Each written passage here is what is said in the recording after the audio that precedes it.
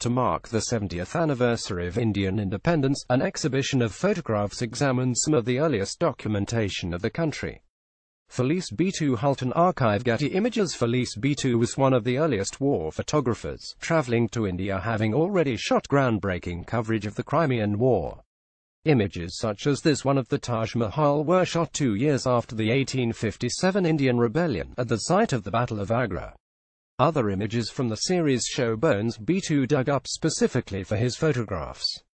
Halton Archive Getty Images. A note: with this striking portrait of Maharaja Raja Ram Singh Sahib Bahadur of Bundi describes him as a wild fellow.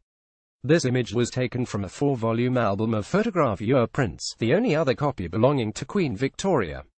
Photoglob via Halton Archive Getty Images. This photograph of Gurgaon Road in Bombay, now known as Mumbai, is an example of an early color photography process, the photochrome.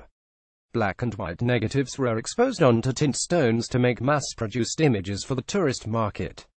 This was much quicker than hand-tinting each print.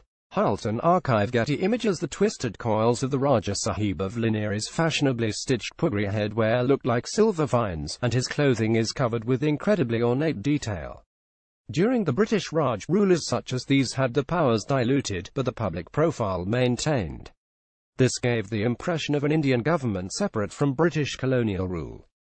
Halton Archive Getty Images. Taken in about 1856, the tall masts of these tea clippers in a Bombay harbour show the dominance of the East India Tea Company.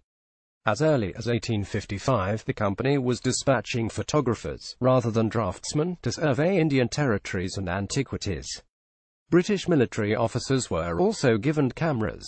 Halton Archive Getty Images. As photographic exposure times shortened, it became possible to take less static pictures and more relaxed portraits. Without color, however, it was impossible to tell that the city palace at the end of this Jaipur street was made of pink stucco, originally painted to mark the visit of the Prince of Wales in 187,576. Samuel Bourne. Halton Archive Getty Images. One of the best photographers of 19th-century India was Samuel Bourne. Images such as this one of Manakarnika Ghat on the river Ganges are more impressive considering the Indian climate. In dry spells, dust would settle on the glass plates, leading to spotting on the prints. In wet seasons, mildew would grow on the wooden body of the camera. Heat would destabilize the chemicals, and the lack of readily available water for washing the plates was also a problem. Robert Phillips. Halton Archive Getty Images. As well as surveying the geography, official photographers were told to capture the people of India. This row of Buddhist musicians in Darjeeling is an example of efforts to capture tribes and customs. Samuel Bourne. Halton Archive Getty Images. The rock formation at Tiruchirappalli, formerly Trichinopoly, in the state of Tamil Nadu, is one of the oldest in the world. The dramatic geography clearly interested Samuel Bourne, but the rock was also a scene of an early victory by the British Army. This photograph is where ancient and modern colonial history combines.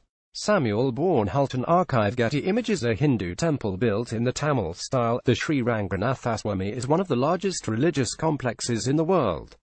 Bourne's images of landmarks were popular with the British Raj because it made it seem like it was involved in the cultural history of India. Indian Treasures is at the Getty Images Gallery, London, until the 7th of October.